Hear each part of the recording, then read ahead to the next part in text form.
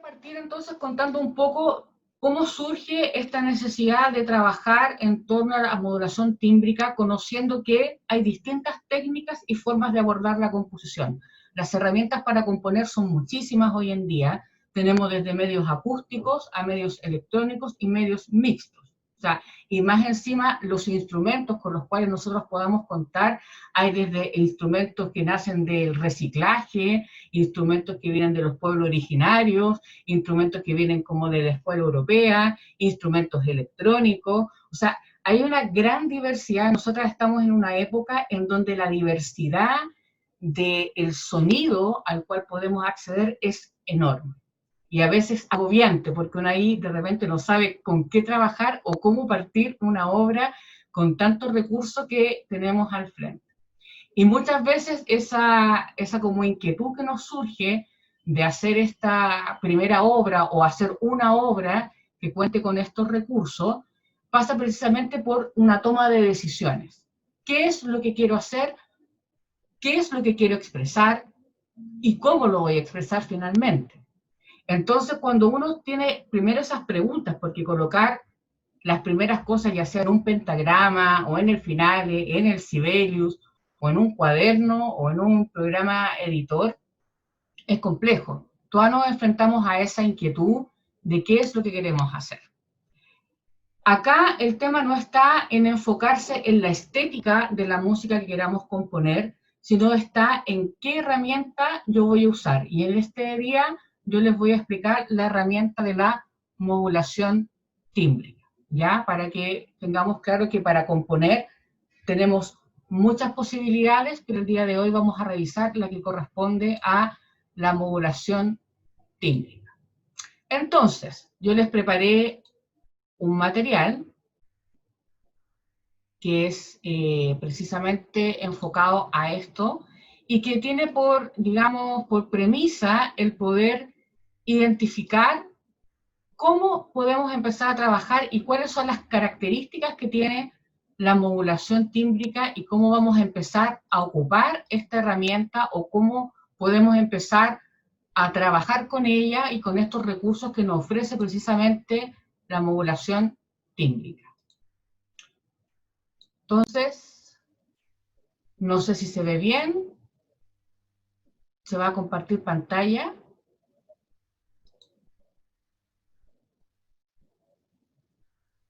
¿Se ve? Sí. ¿Sí? ¿Súper? Ya. Genial. Entonces, mientras tanto sigo admitiendo ahí a otras más compañeras de batalla ahí. Entonces, vamos a ir partiendo, reconociendo un poco de qué se trata esto y por qué a mí me surgió la necesidad de trabajar la modulación tímbrica. Bueno, yo uno de los trabajos que he realizado en mi tesis de magíster o de maestría, para otros países se dice la maestría, fue indagar sobre todo en repertorio de compositoras mujeres, porque me imagino que, así como la experiencia que he tenido yo, la gran mayoría ha tenido la experiencia de no tener en su formación de pregrado o de licenciatura referentes femeninos. Y eso ha sido como una tónica porque la bibliografía que está, siendo que hay muchas compositoras vigentes desde hace mucho tiempo y compositoras de otros siglos, que no están incorporadas lamentablemente en la bibliografía que se enseña en las universidades o casas de estudio.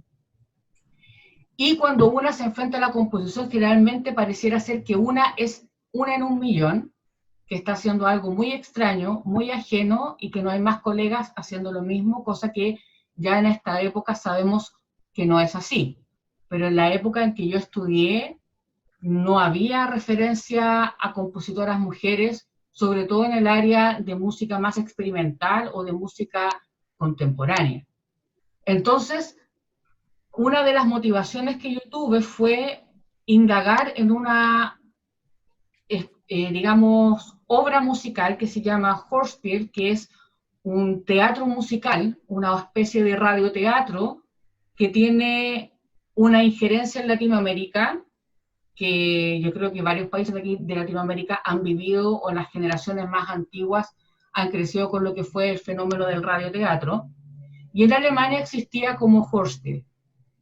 Y la compositora, que es de origen, que actualmente se llama Polonia, pero en esa época no era de Polonia, Leni Alexander, tiene un fuerte trabajo con el Hörspiel. ¿Qué es lo que es el Hörspiel? Un teatro para escuchar en donde la compositora o quienes hagan este tipo de música se basan en crear un libreto que tiene a su vez música, tiene paisaje sonoro y tiene distintas herramientas sonoras que permiten crear una narración.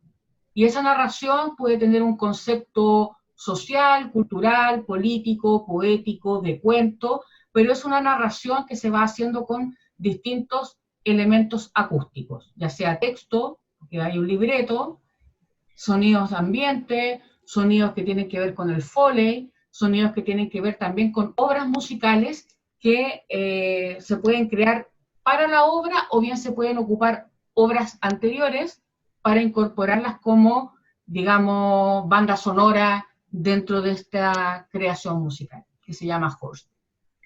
Y a mí me interesó porque acá en Chile el radioteatro fue una experiencia sonora muy fuerte en el siglo XX y me llamaba la atención de que estuvieran estas obras también presentes en el mundo docto.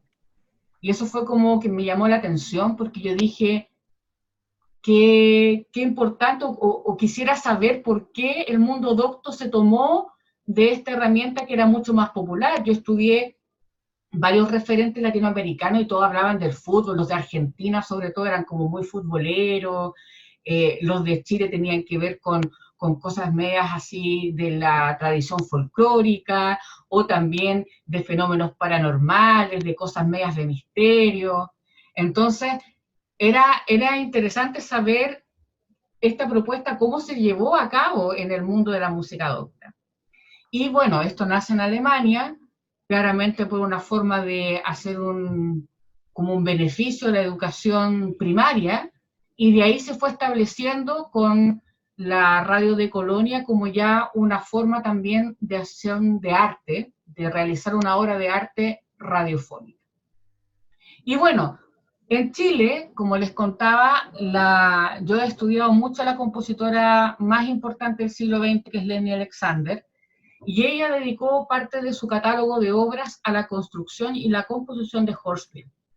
Y dentro de la investigación, de mi etapa de investigación, yo conocí a un periodista que todavía está trabajando en la difusión de la música contemporánea, que se llama José Clustil, y él tuvo la oportunidad de conversar con la compositora Leni Alexander, quien murió el año 2005. En Chile, lamentablemente, la figura de Leni Alexander jamás ha alcanzado la importancia y la relevancia para ser incorporada en las bibliografías de estudio, sobre todo de las cátedras de composición.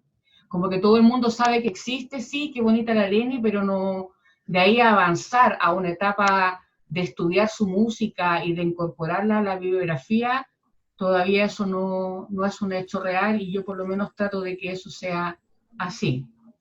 Entonces, cuando yo escucho esta entrevista que está en un cassette, que es bien como fuerte, porque me pasaron un cassette, que era así como, es un registro, digamos, bastante delicado de mantener, que no se eche a perder, que no se destruya.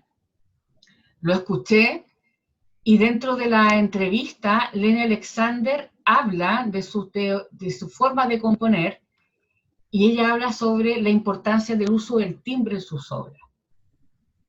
Y que esa técnica del timbre, de buscar una nueva sonoridad en sus obras, venía de un aprendizaje que tenía con Bruno Maderna. Leni Alexander estudió con los más connotados personajes del siglo XX, era amiga de Luigi Nono, trabajó con Pierre Boulez, estudió también con Oliver Messiaen. Por eso a mí me llama mucho la atención que no sea una referente dentro de la bibliografía de estudio. Y dentro de esta entrevista, Leni Alexander siempre promulgó en sus obras una búsqueda tímbrica por una necesidad de expresión de la música, de una expresión que ella necesitaba sacar afuera y que ya al parecer la estructura que ya existía en ese momento, tradicional, por así llamarlo, no le daba abasto para lo que ella quería expresar sonoramente. Entonces, como se vio conflictuada con esta tradición que no le daba abasto en su expresión musical, decide buscar nuevas técnicas y ella dice que trabaja con los 12 sonidos, pero no desde la estética dodecafónica, no bajo ese estricto rigor de la dodecafonía, ya que tiene todo un procedimiento de que la nota no se puede repetir, que tiene que cumplir un ciclo, que no tiene que estar en la misma altura, sino que ella decide trabajar con los 12 sonidos porque son las posibilidades que en ese momento existen para poder realizar su expresión musical. Y también me llamó la atención cuando ella dice que una de las técnicas con las que compuso se llama la maquinita, que la aprendió con Bruno Maderna, y que dice que es una suerte de cuadrado mágico que le iba permitiendo generar las notas musicales que iba a ocupar. Y la imagen que ustedes ven acá es una de las obras más emblemáticas que tiene mi querida Leni Alexander, que es una obra aleatoria, que es una instrumentación circular, que es totalmente a la deriva, es decir, se va construyendo a medida que va incorporándose el instrumentista y no hay una instrumentación definida, sino que cada instrumentista se va sumando con su instrumento a esta serie de pentagramas que va ella colocando en esta figura circular. Entonces, con este referente, yo digo, wow, aquí hay que empezar a hincarle el diente a ver cómo es esto profundamente, cómo esto se revela en la música, cómo esto me va a ayudar a mí a que mis obras tengan una herramienta más para poder expresarse. Entonces, de esta investigación, empieza como a surgir la necesidad de ver qué elementos voy a empezar a considerar. Entonces ahí tomé la decisión de ir buscando elementos que venían del dodecafonismo, de la escuela europea, de la música serial, qué es lo que estaba planteando la música serial, y qué es lo que planteaba también, por su parte, la música electrónica, que digamos que son los tres focos más importantes que surgen en el siglo XX en la forma de construir la vanguardia musical de aquel momento, la cual, dependiendo de quién componía, incorporaba estas técnicas a sus propios imaginarios sonoros y a sus propios contextos. Porque hay música que tiene, por ejemplo, Bruno Maderna, que tiene muchos procedimientos del dodecafonismo y de la música serial, pero lo ocupa con músicas tradicionales de su país. Entonces, también me fui dando cuenta que no era algo que fuera absoluto y que tenía que ser raro, sino que era un procedimiento que se podía empezar a colocar incluso en una música que fuera de raíz folclórica. Y eso me pareció muy importante porque abría el espectro en el cual uno ya se podía mover creativamente. Entonces, de ahí viene la necesidad de decir cómo puedo expandir las posibilidades creativas y sonoras, ¿ya? Y también otro elemento que decía la maestra era que la técnica de composición no podía estar por sobre la creatividad. Yo no sé ustedes, pero yo por lo menos viví con una primera etapa de mi formación como compositora que tenía que yo componer como Franco Donatoni. Y que la música era la que era de Franco Donatoni, que mi música tenía que sonar así, porque si no, no era compositora, y no era vanguardista, y no era experimental, y no era muchas cosas si mi música no sonaba así.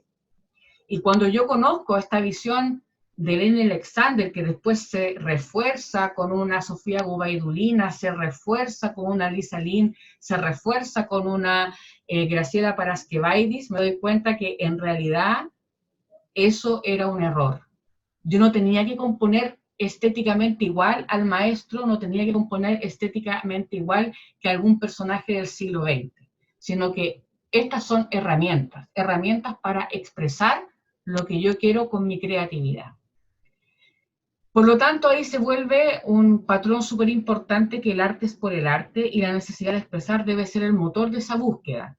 Y la obra debe incluir factores como el entorno y los acontecimientos, cosa que me quedó muy claro con otras experiencias compositivas que uno va conociendo, sobre todo la referencia más grande que yo he estudiado, que es Leni Alexander y después Graciela Parasquevailis.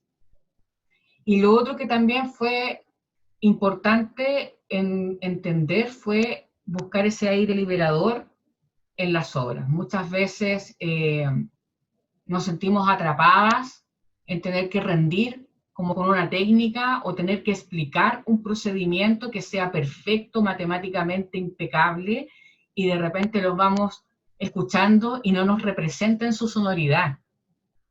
Y ahí fue cuando yo dije, ya, yo puedo tener una obra que me pidan que sea perfectamente matemática, sí, pero eso puede ser un ejercicio. Pero en mi propia expresividad musical o en mi propia composición no necesito que eso sea así. Sí puedo ocupar técnicas de eso, pero no amarrarme a tener que condicionar mi sonoridad a una estética determinada. Sobre todo en un siglo XXI en donde el acceso a distintas cualidades del sonido, el acceso a distintas fuentes sonoras es enorme, enorme. Entonces, la condicionante de parecerse a alguien creo que ya es algo que no debemos sentirnos como atrapadas. Debemos ahí liberarnos y tomando la frase, ¿cierto?, de Parasquevailis, ser libres finalmente en ese sonido, es lo que queremos expresar. Y bueno, la obra, una de las que a mí finalmente como que me conmueve a empezar a seguir este camino, vamos a escuchar, que es Ils se sont perdus dans l'espace étoilé. Entonces, es de 1975, quiero que más o menos piensen en la época y en una mujer que vivió el exilio. Leni se fue a Alemania, después el día siguiente de la Noche de los Cristales Rotos, llega a Chile, vive, después se va a Argentina a estudiar piano, vuelve y acá se empieza a forjar y conoce a un compositor que es Frifoque, quien le dice que su forma de componer se acerca más a la vanguardia que estaba ocurriendo en Europa. Y de ahí ella empieza un camino, viene a Chile Pierre Boulez, conoce a Pierre Boulez y ya con eso logra su carta para poder ir a estudiar nuevamente a Europa. Y así se fue Leni intercalando entre Europa y Latinoamérica, y esa sensación de exilio continuo, ella la expresó mucho en su música. Ella era como que nunca abandonó su contexto social y de vida en las obras que ella hizo. Vamos a escuchar un fragmento de esta obra.